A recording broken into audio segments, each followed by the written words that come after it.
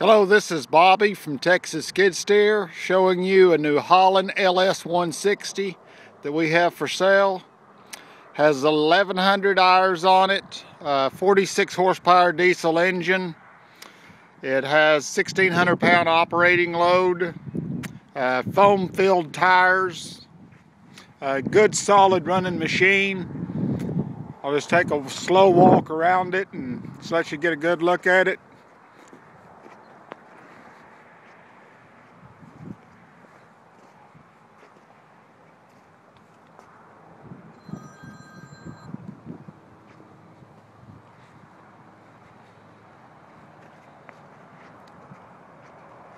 You can see that the bucket has a bolt-on cutting edge, which is a real nice feature. You don't have to wear your bucket out just because you've wore your blade out. You can just put another edge or reverse it.